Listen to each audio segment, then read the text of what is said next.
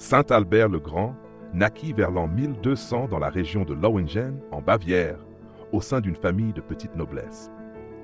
Très jeune, il manifesta un vif amour pour la nature et une curiosité intellectuelle remarquable.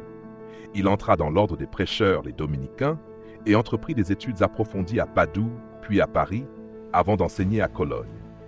À Paris, il reçut le titre de maître en théologie et devint l'un des grands intellectuels de son temps.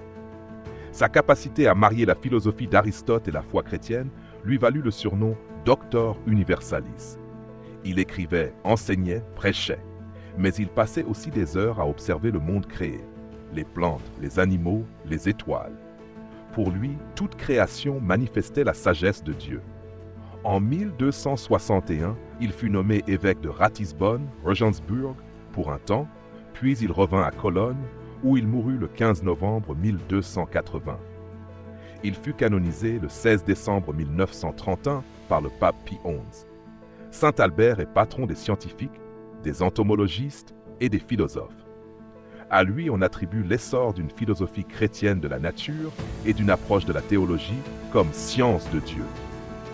Il nous rappelle que la foi ne craint pas la raison et que la science, lorsqu'elle est humble, peut conduire à l'émerveillement devant Dieu. Aujourd'hui, dans un monde parfois oppressé par l'utilitarisme et le rejet de la transcendance, sa vie nous invite à un juste équilibre.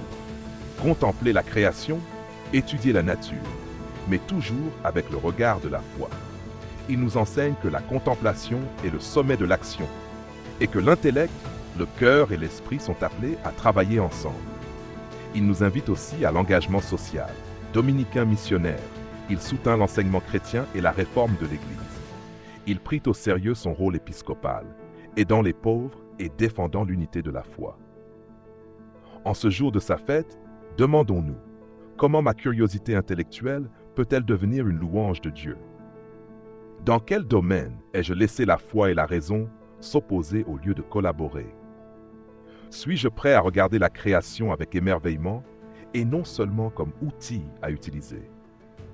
Que Saint Albert le Grand intercède pour nos chercheurs, nos étudiants, nos penseurs et pour chacun de nous, afin que la science devienne service, que la foi devienne lumière et que la création soit révélatrice de l'amour de Dieu.